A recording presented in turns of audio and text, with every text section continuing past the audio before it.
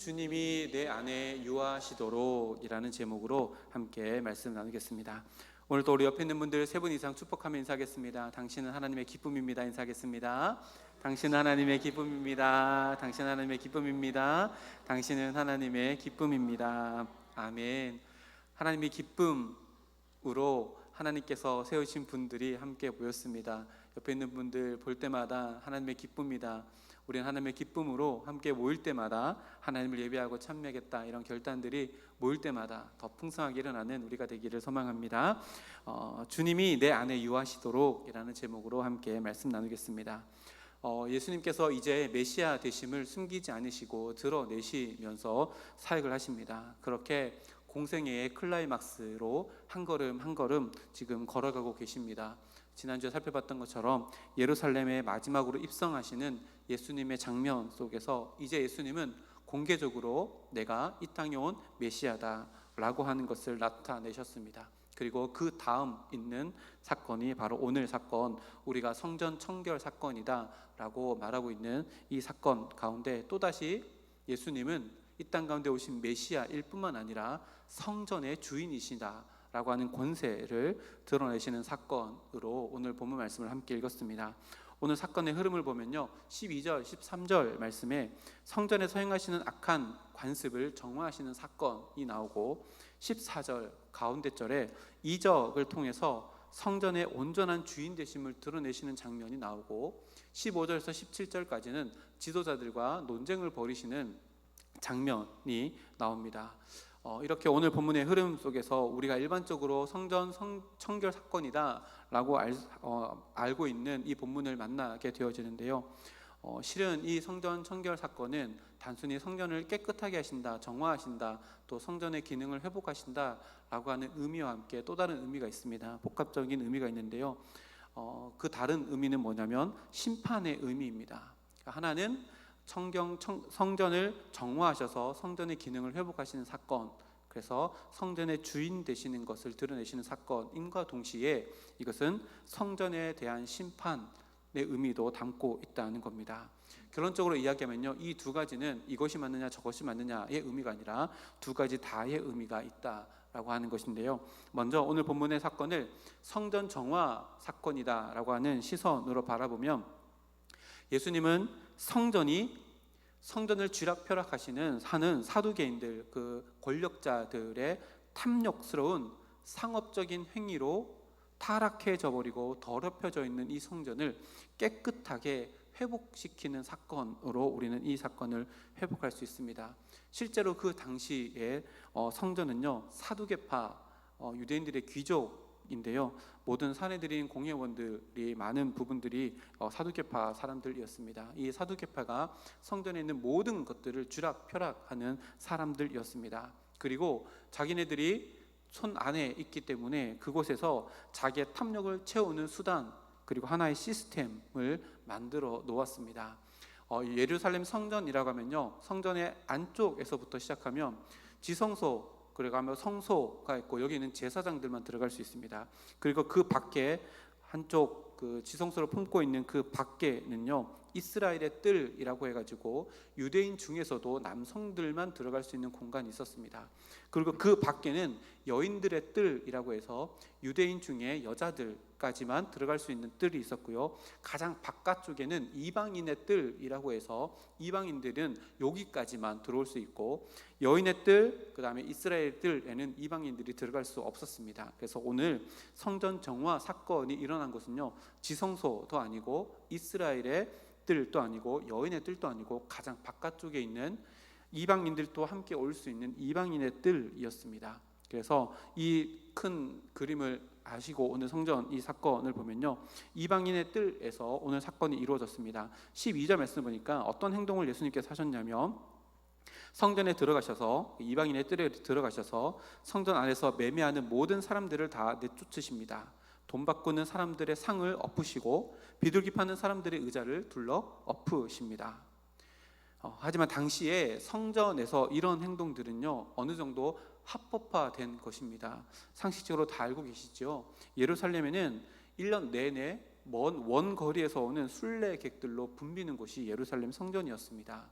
예루살렘의 성에 오시는 이유는요, 하나님께 제물을 드려서 하나님과 화목 제물을 드리고 이런 제물을 드리기 위해서 오는 이유인데요, 멀리서 오기 때문에 제물을 집에부터 가지고 오는 것은 사실 불가능합니다. 그래서 성전 인근에서 그 제물 되는 것을 구입해야 했기 때문에 성전에서 그들의 편의를 위해서 이 제사에 쓸 동물들을 판매하는 것은 어느 정도 합법화된 모습이었습니다. 또 순례객들은요, 예루살렘 지역이 아니라 이방 민족 지역에 살다가 오는 사람들이 있기 때문에 자기들이 가지고 있는 동전에는 황제의 신상이나 우상의 신상이 새겨져 있기 때문에 그것을 성전으로 가지고 들어오는 것도 신성 모독이라고 여겨졌기 때문에 반드시 성전 안에서 사용하는 돈으로 환전을 해야 했습니다. 그래서 예수님께서 이렇게 뒤엎으신 모든 것들은요, 어느 정도 합법화되어져 있는 것들입니다. 그런데 예수님께서 왜 이렇게 분노하시고 이것을 엎으셨느냐 라고 하는 것은요, 거기서 일어나는 이런 일들, 눈에 보이는 일들 그 자체가 문제가 아니라 이 일들 이면에서 상업적인 이 구조 안에서 폭리를 취하고 또 이것을 온전한 모습이 아니라 자기들의 이익을 챙겨 나가기 위한 수단으로 삼았던 사두개파 제사장들의 더러운 마음, 완악한 마음에 대한 분노라고 우리가 이렇게 이야기할 수 있습니다. 한번 생각해 볼까요? 예수님께서 이렇게 가셔서 이방인의 뜰 안에 있는 모든 것들을 다 엎으셨습니다. 이 예수님의 한 번의 행동으로 말미암아 거기에 이미 사두개파 사람들이 만들어 놓은 이 상업적인 카르텔이 다 무너지고 없어졌을까요? 절대 그렇지 않을 겁니다. 왜냐하면요, 이 행동을 한 이후에 4일 뒤에 5일 뒤에 예수님은 십자가에 달려 돌아가셨습니다. 다시 말하면 예수님께서 하신 이 행동 한 번을 통해서 거기에서 있었던 사두개파 사람들이 만들어 놓은 이 상업적인 카르텔은요, 그때만 그랬을 일시적으로만 그렇게 잠시 멈췄을 뿐이지 계속해서 일어났을 겁니다. 그러면 우리가 이런 의문을 품을 수 있습니다. 아니, 그렇다면 굳이 예수님께서 근본적인 문제 해결도 아닌데 이런 일을 하실 이유가 있었을까? 이것은요, 하나의 상징적인 행동입니다. 이것을 잘 이해하셔야지만 십자가의 사건을 연결해서 이해할 수 있습니다. 무슨 말인가 하면요, 예수님께서 이렇게 하신 일들은 거기서 일어나는 잘못된 상업적인 카르텔을 완전히 근본적으로 엎기 위함이 아니라 예수님께서 지금 메시아 되심 가운데 반드시 하셔야 되는 일인 성전의 주인 되시는 권위를 나타내기 위함입니다. 야, 너희들이 지금 여기 상업적인 카르텔을 만들어 놓고 여기에서 군림하고 있지, 너희가 성전의 주인이라고 생각하고 있지, 아니야, 내가 성전의 주인이야. 왜냐하면 너희들은 성전의 본연의 목적도 모른 채 지금 이렇게 강도의 소굴을 만들고 있지만 나는 성전의 주인이며 성전의 진짜 목적을 알고 있고 이것을 회복하기 위해서 왔다라고 하는 것을 보여주기 위한 수단으로서 이 사건을 행하신 겁니다. 그래서요, 예수님의 십자가의 죽음을 이해할 때 이렇게 이해하면 안 됩니다. 예루살렘 성전에 있는 막강한 권한을 가지고 있는 종교 지도자들에게 도전한 예수가 종교 지도자들의 완악하고 부정하지만 그들이 가지고 있는 권위, 권세 때문에 예수님께서 십자가에 못 박혀 죽으셨다는 것은요, 잘못된 이해입니다. 왜요? 예수님은 성전의 주인이시지만 그들의 권세 때문에 죽은 것이 아니라 하나님의 방법이 그것이기 때문에 성전의 주인 되시는 권세를 있음에도 불구하고 예수님은 하나님의 뜻에 수동적으로 그것을 받아들이며 적극적으로 그것을 순종하기 위해서 지금 내가 십자가를 지고 있다는 의미를 나타내 보이기 위해서 성전 정화 사건을 행하신 겁니다. 거기에 일어나는 상업적 카르텔을 들여엎고 근본적으로 이것을 새로 꾸미기 위해서가 아니라요, 내가 성전의 주인이냐, 그럼에도 불구하고 나는 너희들의 권세 밑에서 너희들의 권세 때문에 죽는 것이 아니라 하나님께서 이 땅 가운데 온전한 자유, 온전한 구원을 만들어가는 방법이 이거기 때문에 나는 그 방법대로 하나님께서 허락하시는 십자가를 지게 된다라고 하는 것을 보여주기 위한 사건이 바로 이 사건입니다. 그래서 십자가의 주체가 그 당시의 종교 지도자들이 아니라 하나님이시며 하나님의 그 뜻에 순종하기 위해서 내가 십자가를 진다라고 하는 것을 보여주기 위함입니다. 그래서요, 우리가 이 말씀 우리들에게 적용해 보면 이렇습니다. 내가 하는 모든 행동의 초점이 어디 있는가? 예수님의 모든 행동의 초점은요, 하나님의 방법대로 하나님의 뜻을 이루어 나가는 것이 있었습니다. 그것을 이스라엘 백성들에게, 특히 종교 지도자들에게 보여주기 위해서 성전 청결 사건은 반드시 행해져야 하는 일이었습니다. 그래서 그 일들을 행할 수 있게 되었습니다. 우리들의 행동의 초점도요, 하나님의 영광, 하나님의 나라, 하나님의 의에 초점이 맞추어져 있다면 오늘 내가 속한 또 나를 세우시는 그 모든 자리에서도 우리는 예수님처럼 내가 비록 손해보는 자리를 할지라도 그것이 하나님의 방법이고 하나님의 뜻을 이루어 나가는 길이라면 마땅히 행할 수 있는 내 삶이 되어야 된다라고 하는 것을 오늘 예수님의 모습을 통해서 우리가 보게 되어집니다. 또 오늘 본문을요, 다른 사건으로 시선으로 보면 이것을 심판의 시선으로도 바라볼 수 있는데요, 예수님께서 성전 정화하시는 이 사건은 궁극적으로는 이스라엘에 대한 저주 그리고 다가오는 심판에 대한 전조로 보는 시각입니다.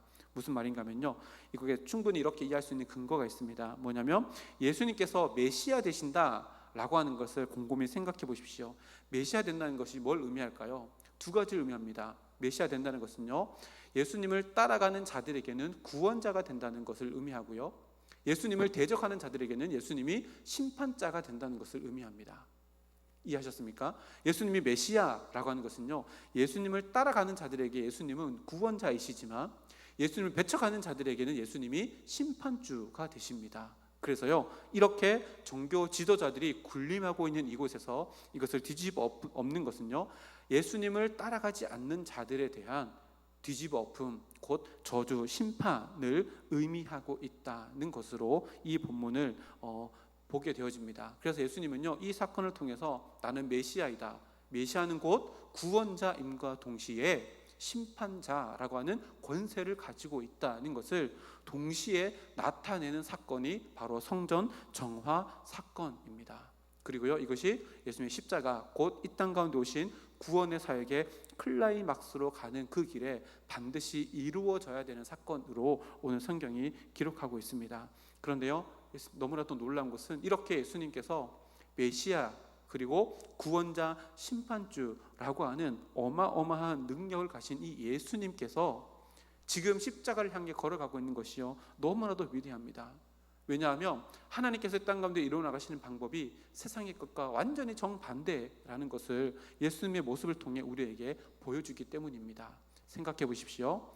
구원자의 자리에 앉아도 마땅하신 분이고 심판자의 자리에 앉으셔도 마땅한 위대한 왕 되시는 분이 바로 예수님이십니다.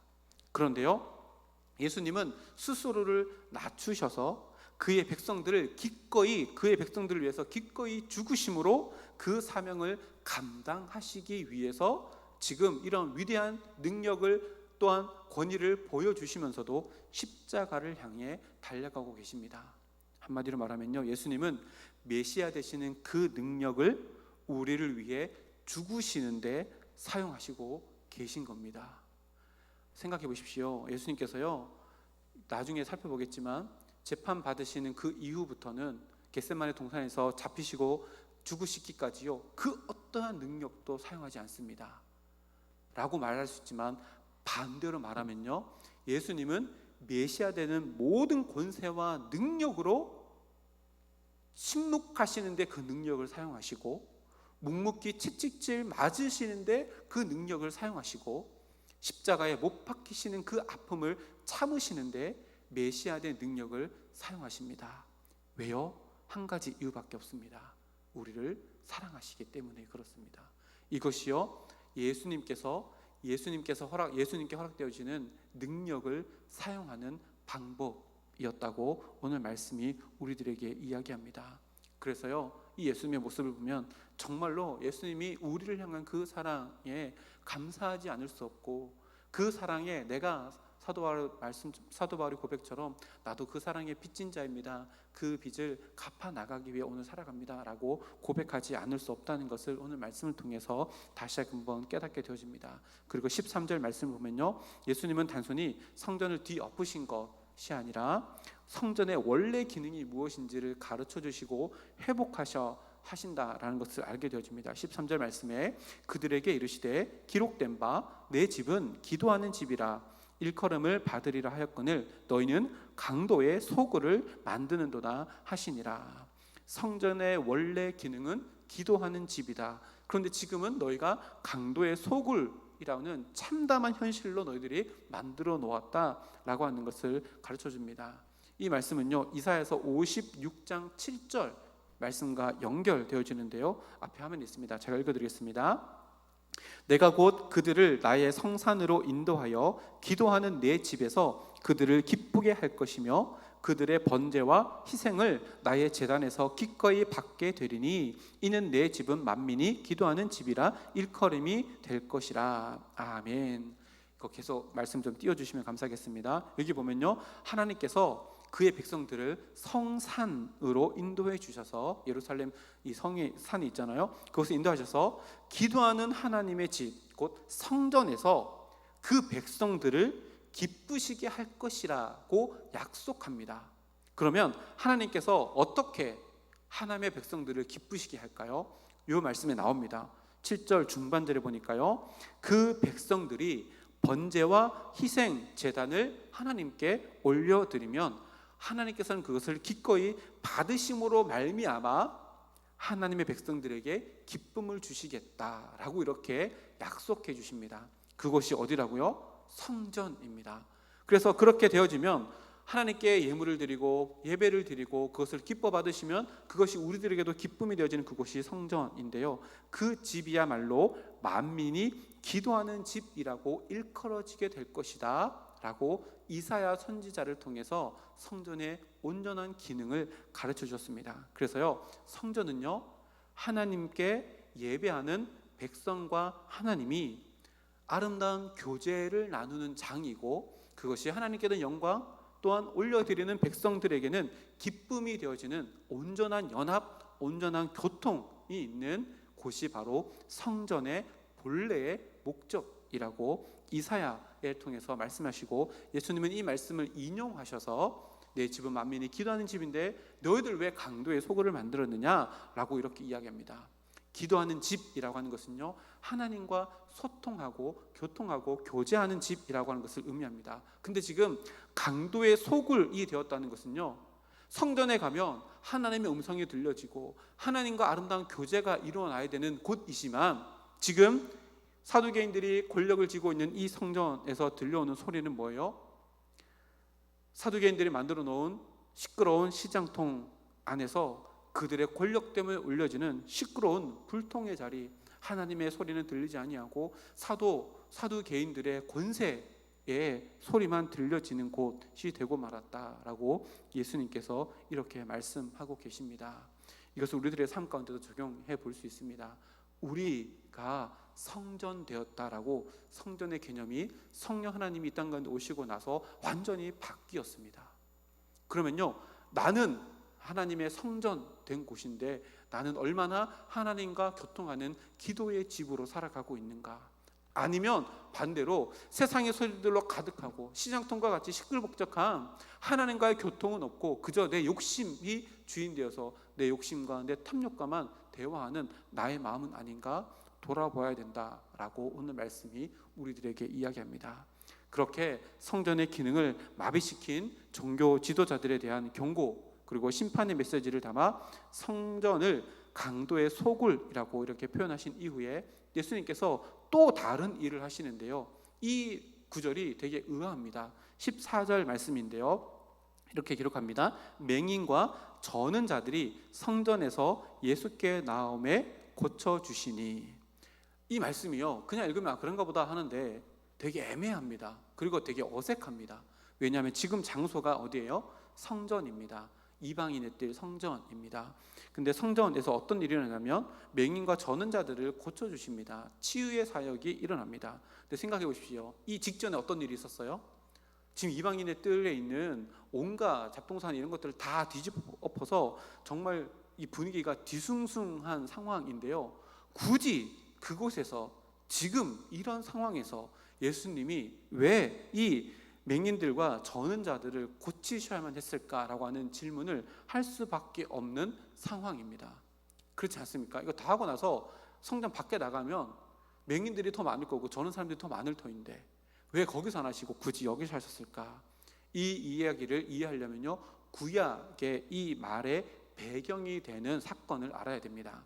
사무엘하 5장 말씀, 그리고 역대상 11장 말씀에 보면 다윗의 이야기가 나오는데요, 인본주의적이었던 이스라엘의 초대 왕이었던 사울이 죽고 난 이후에 철저하게 신본주의 왕이었던 다윗이 등극하게 되어집니다. 그래서요, 처음에 전쟁을 하면서 막 승승장구를 합니다.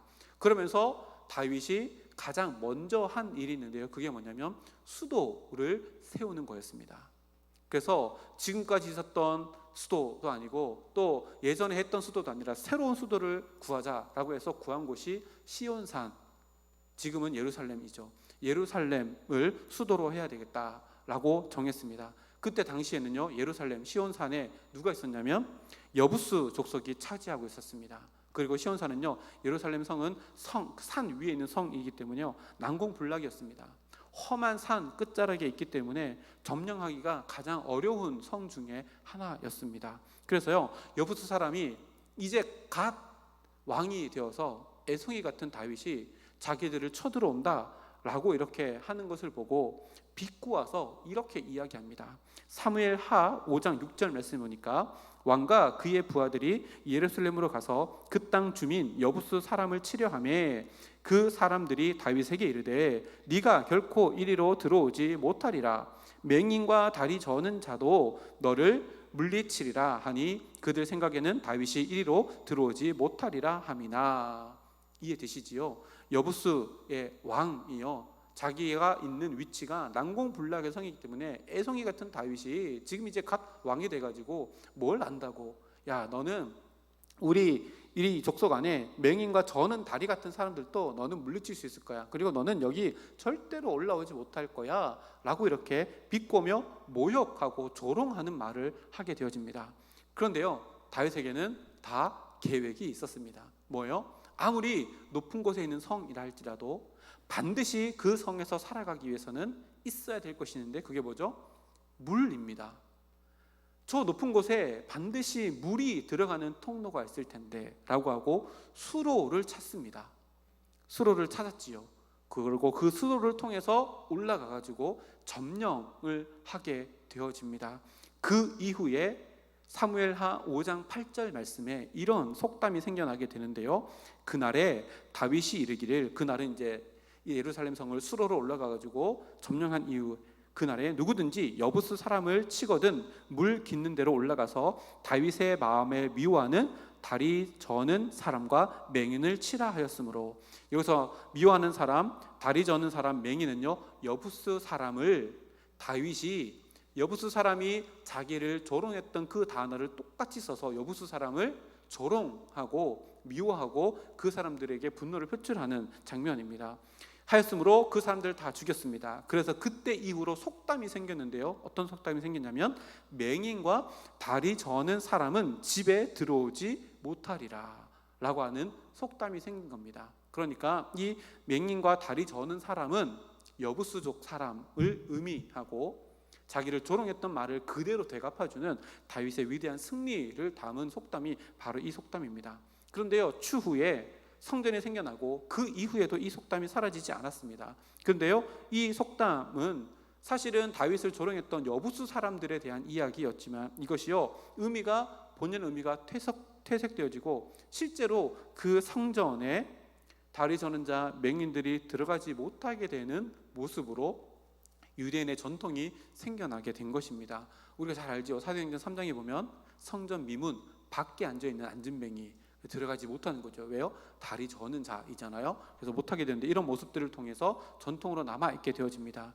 어찌 되었건요, 예수님께서 그렇게 성전에 대해서 왜곡하고 또 남용되어진 그 모든 것들, 심지어 이런 소문까지도 다 바로 잡으시는 진정한 메시아 되신다라고 하는 것이요, 이 14절을 통해서 마태가 분명하게 기록하고 있습니다. 그리고 좀 전에 읽어드렸던 이사야서 56장 7절 말씀, 그 다음 구절인 8절 말씀에도 이사야 선지자가 어떻게 예언해 놓았냐면 8절 말씀에 이렇게 기록합니다. 이스라엘의 쫓겨난 자를 모으시는 주 여호와가 말하노니 내가 이미 모은 백성 외에 또 모아 그에게 속하게 하리라 하셨느니라. 아멘. 보십시오. 이스라엘에게 쫓겨난 자들이 누구일까요? 실제로요, 예수님께서 살아갔던 그 시대 사람들, 유대인들은요, 선민의식에 젖어서 혈통적인 우월감을 가지고 살아갔던 사람들입니다. 그래서요, 장애우들이나 또 이방인들은 구원 밖에 있는 존재라고 여겼습니다. 그런데 오늘 말씀 보니까 이스라엘에 쫓겨난 자들 누구예요? 지금 예수님께서 14절 말씀에 고치고 계시는 그 자들이 성전 안으로 들어오게 되어지는 놀라운 역사가 예수님을 통해서 이제 시작되었다라고 하는 것을 이 14절 말씀을 통해서 선포하는 겁니다. 그리고 실제로 이것이 사도행전 3장 말씀에 베드로가 요한이 기도하러 가다가 고쳐서 그 고침받은 안진뱅이가 제일 먼저 하는 게 뭐예요? 성전 안으로 뛰어 들어갑니다. 그것이 이루어지게 되어지는 것이죠. 이것이요, 예수님의 이 사역을 통해서 일어났고, 마태가 이것을 기억했다가 14절 말씀 이것을 딱 기록함으로 말미암아 예수님은 온전한 메시아 되시며 구원자이시며 심판주이시며 모든 구원의 경계를 허무시는 만유의 주이시라는 것을 이 14절 한 절 말씀을 통해서 드러내고 계신 겁니다. 이 구원의 경계선을 예수님께서 헐지 않으셨다면요, 우리는 지금 예배 드릴 수 없습니다. 왜요? 우리 유대인 아니잖아요. 히브리 할 줄 모르시잖아요. 그죠? 근데 예수님께서 구원의 이 장벽을 허무셨고, 예수님의 십자가로 말미암아 주어지는 모든 구원은 온 인류를 다 덮고도 남음이 있는 온전한 구원이라는 것을 마태가 이 14절에 맹인과 다리 저는 자들을 고치셔서 성전 안으로 부르셨다라고 하는 이 기록을 통해서 우리들에게 보여줍니다. 이렇게 위대한 사건이 일어나고 있는데요, 15절 말씀 보니까 자칭 성전의 주인이라고 하는 권력자들의 목소리가 들려옵니다. 15절 말씀에 대제사장들과 서기관들이 예수께서 하시는 이상한 일과 또 성전에서 소리를 질러 호산나 다윗의 자손이여 하는 어린이들을 보고 노하여 라고 이렇게 기록합니다. 대제사장들과 서기관들 누구예요? 자칭 성전의 주인들이라고 하는 이 사람들이 이제 자기 목소리를 내기 시작합니다. 왜요? 예수라는 한 청년이, 갈릴리 청년이 갈릴리 방언을 쓰면서 와가지고 누더기 옷을 입고 와가지고 지금 자기들의 권력을 가지고 이권을 창출해내고 있는 이 모든 것들을 다 뒤집어 엎어서 방해하고 있을 뿐만 아니라 기적을 일으켜 세워서 백성들에게 호응을 받게 되니까 성전의 주인이라고 하는 자기의 기득권에 도전을 받아서 흔들리는 것을 자기네들이 느끼고 두렵고 또한 겁이 나서 이 모든 것들을 다 뒤집어 엎을 수 있는 유일한 방법인 예수님을 처치하기 위해서 목소리를 내기 시작합니다. 근데요, 가만히 보십시오. 이 분노, 성전의 자칭 주인이라고 하는 사람들의 이 분노의 이면에 어떤 마음이 숨겨져 있는가를 생각해 보면요, 이 분노가 어떤 의미가 있는지를 우리가 잘 알게 되어집니다. 이 분노 뒤에 뭐가 있어요? 자신들의 민낯이 그대로 드러납니다. 왜요? 너희가 강도지 않느냐? 그래서 민낯이 다 드러났습니다. 곧 치부가 드러남에 대한 부끄러움, 염려, 그리고 그것을 드러낸 예수님에 대한 분노, 죽이고자 하는 마음이 이들이 낳는 노하게 되는 이 이면의 마음으로 있다는 겁니다. 그리고요, 15절 말씀 보니까 이상한 일, 예수님께서 하시는 일, 이상한 일이라고 이렇게 마태가 기록해 놓고 있는데요, 이게 뭘 의미할까요? 예수님께서 지금 하시는 일은요, 이상한 일이 아니라 어떤 일이에요? 예수님이 진정으로 메시아 되심을 증언하는, 확증하는 일들이 지금 일어나고 있는데, 성전의 자칭 주인이라고 하는 대제사장들과 서기관들의 눈에는 이상한 일들처럼 보였다. 다시 말하면 이들의 분노의 마음에는 예수님에 대한 적대감이 있을 뿐만 아니라 예수님을 자기의 기준으로 판단하는, 자기가 정당하다라고 하는 거짓된 의로움이 있다는 것을 또한 우리들에게 보여줍니다. 가만히 생각해 보십시오. 이 대제사장들과 서기관들이 가지고 있는 이 분노라고 하는 감정은요, 우리 모두가 다 가지고 있는 감정입니다.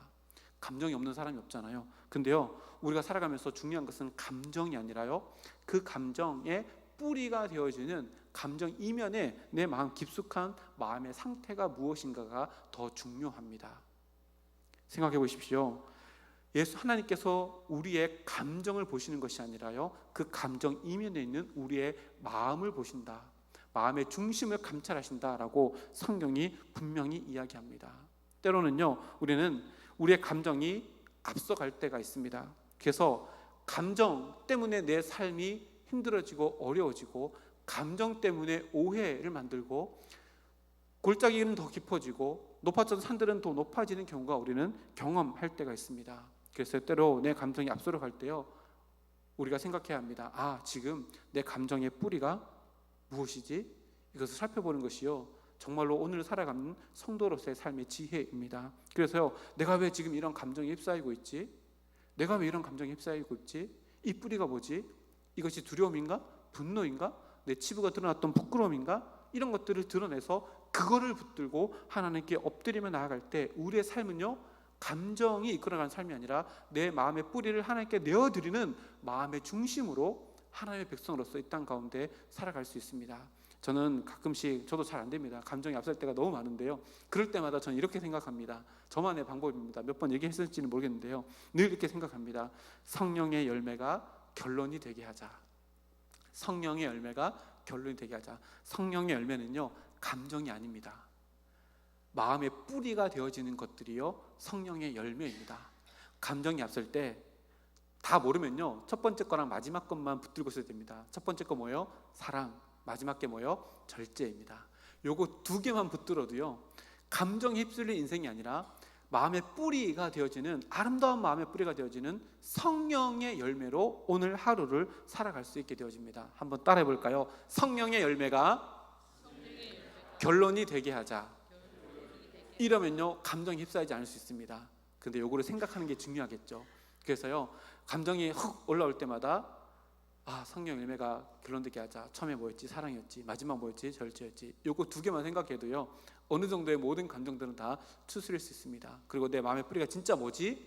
라고 하면 그것을 수그러뜨리고 감정으로 살아가는 것이 아니라 마음의 이 성령의 열매를 씨 뿌리며 살아갈 수 있게 되어질 겁니다. 이것을 경험할 수 있는 우리가 되었으면 좋겠습니다. 이렇게 자신의 감정의 뿌리를 살피지 않고 대제사장들과 서기관들이요, 교만한 자세로 하나님께 지금 노를 바라고 있습니다. 예수님, 지금 어린 아이들이 하는 말 들었습니까? 예수님께서 그래, 들었다. 16절 말씀에 뭐라고 이야기해요? 이르시되 그렇다, 어린 아이와 젖 먹는 이들의 입에서 나오는 찬미를 온전하게 하셨나이다 함을 너희가 읽어본 일이 없느냐 하시고, 라고 그들에게 다시 대답해 줍니다. 종교 지도자들이요, 제가 이렇게 빨간색으로 해놓은 이 예수님 말씀을 들었을 때 굉장히 치욕스러웠을 겁니다. 그리고요, 왜냐하면 이 말씀이요, 시편 8편 2절 말씀인데요, 유대인들에게 시편은 늘 암송하는 구절 중에 하나입니다. 웬만한 시편들은요, 유대인들은 다 알고 있습니다. 그래서 예수님께서 이 말씀을 하면, 야, 너 이거 안 읽어봤니? 시편 8편 2절인데 너 안 읽어봤니? 라고 이렇게 한 것은요, 대제사장 그리고 서기관이 누구예요? 성령을 쓰는 사람들입니다. 그것을 해석하고 가르치는 사람들입니다. 그런데 이렇게 얘기하는 건요, 그들의 마음에 굉장히 큰 자존심에 상처를 주는 말이었을 겁니다. 예수님께서 뭐라고 얘기했냐면, 야, 너희들 성경에 어린 아이들과 젖먹이들의 입으로 권능을 세우시며 이는 원수들과 보복자들을 잠잠하게 하려 하심이다 라고 하는 말, 너희가 모르냐? 지금이 그런 상황이다. 너희들 노를 바랄 것이 아니라 너희들도 찬양해야 되지 않느냐라고 이렇게 대제사장들과 서기관들의 마음의 더러움에 치명타를 날리십니다. 대제사장들과 서기관들은요, 성전에 부패하고 더러운 돈의 노예가 되어서 지금 눈앞에서 예수님이 메시아라고 하는 모든 증거들이 보여짐에도 불구하고 눈이 가려진 상태여서 보지 못합니다. 오히려요, 그것을 분노함으로 이상한 일이라고 정죄하며 예수님을 메시아로 다윗 자손으로 고백하는 어린 아이들에게 노를 바라고 있는 지금의 모습을 우리는 마주하게 되어집니다. 그러니까요, 복음이라고 하는 것은요, 수용하느냐 안 하느냐의 문제는 복음이 잘못됐느냐 그렇지 않느냐의 문제가 아닙니다. 복음은 온전하지만요, 그것을 바라보는 시각이 잘못되면요, 복음은 그들의 마음에 절대로 들어가지 않습니다. 지금 대제사장들과 서기관들의 마음의 상태 때문에 지금 눈앞에 예수님께서 메시아라는 증거가 확연하게 보여짐에도 불구하고 그 일을 이상한 일이라 오히려 예수님에게 노하는 어리석은 모습들이 보여집니다. 그런데요, 그 선택은 반드시 그들의 눈앞에 있는 예수님, 곧 심판주 되시는 그분 앞에 마지막 날이 되어서 그분 앞에 서서 그 선택에 대한 순간의 책임을 져야 한다는 것을 지금 대제사장들과 서기관들이 전혀 모르고 있는 상황입니다. 그리고요, 마지막 구절에 보니까 오늘 마지막 구절이 가장 중요한 구절로 제가 오늘 묵상을 했는데요, 17절 말씀 한번 읽어볼까요? 시작. 그들을 떠나 성 밖으로 베다니에 가서 거기서 유하시니라. 아멘. 예수님과 예수님의 대적자들, 자칭 성전의 주인이라고 하는 대제사장과 서기관, 그리고 진짜 성전의 주인이신 예수님과 불티는 대립이 일단락되고요, 어떤 일이 났냐면 그들을 떠나 성 밖으로 나가십니다. 근데 여기 보면요, 마태가 정말 신기하게요, 그리고 너무나도 뭐라 그럴까요, 재치 있고 지혜 있게 어떻게 썼냐면 그들을 떠나라고 기록했는데요, 그들을 떠난다는 것은 공간적인 이동을 나타내는 단어인데요, 마태는 공간적인 이동의 단어가 아니라 관계적인 이동의 단어로 이 단어를 씁니다.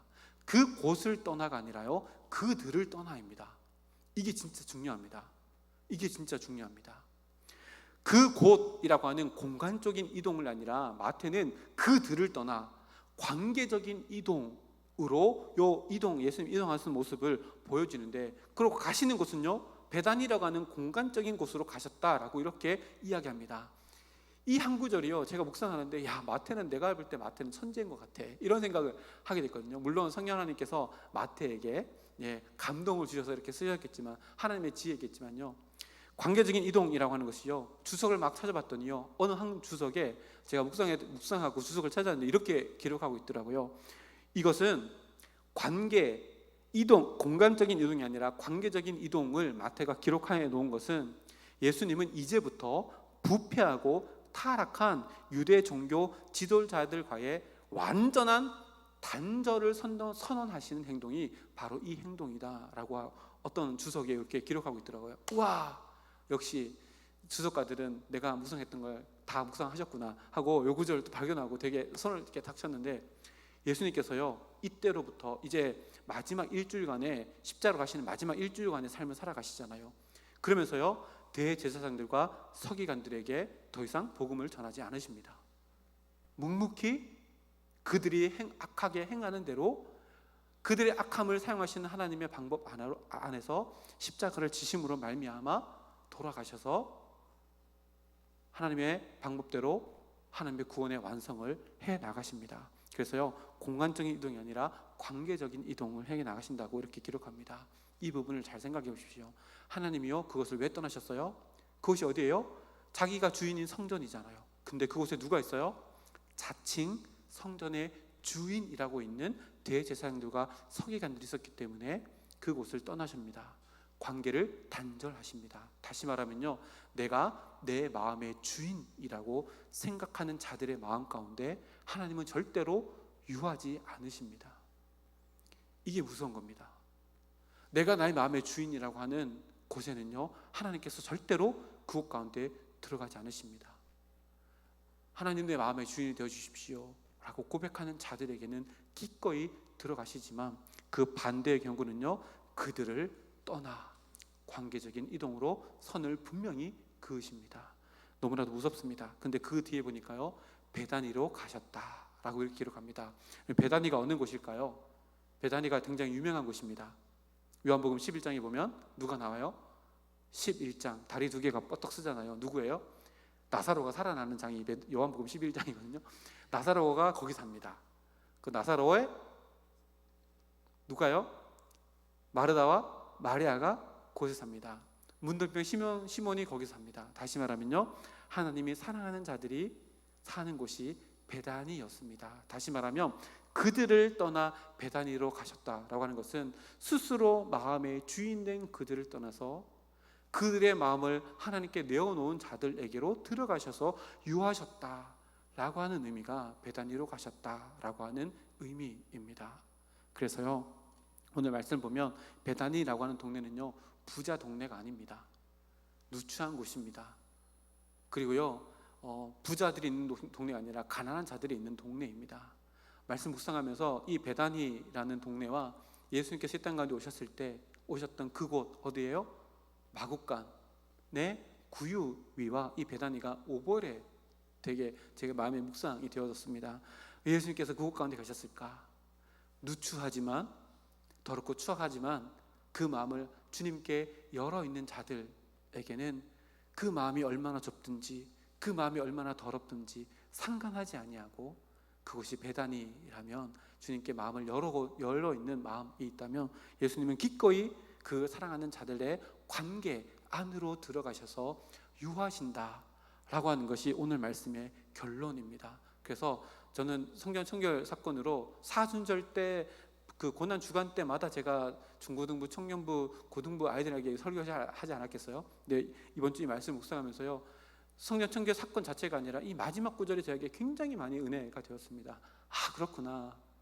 화려하고 웅장하고 너무 멋있고 금칠되어 있는 화려한 성전이 아니라 주님은 닫혀있는 성전문 스스로 주인이 되어졌던 그 넓은 공간이 아니라 좁디 좁고 비좁고 더럽다고 추악하다고 고백했던 그 작은 사람들의 관계의 마음 안으로 들어오시기를 기뻐하시는구나. 하나님, 그렇다면 오늘 내 마음 가운데도 찾아오시고 더럽고 추악한 내 마음이지만 주님께 내어드리는 내 마음에 왕의 자리에 오셔서 나와 함께 유하여 주시옵소서. 기꺼이 우리가 그 주님께 고백할 수 있고 또 간구할 수 있다는 것을 보게 되어집니다. 성전 청결 사건이 바로 이런 의미입니다. 우리 마음 가운데 내 스스로 주인 되어진다면요, 오늘 성경 말씀 가운데 기록된 대제사장들과 서기관들처럼 주님은 그들을 떠나실 겁니다. 그러나 내 마음 보잘것없습니다. 누추합니다.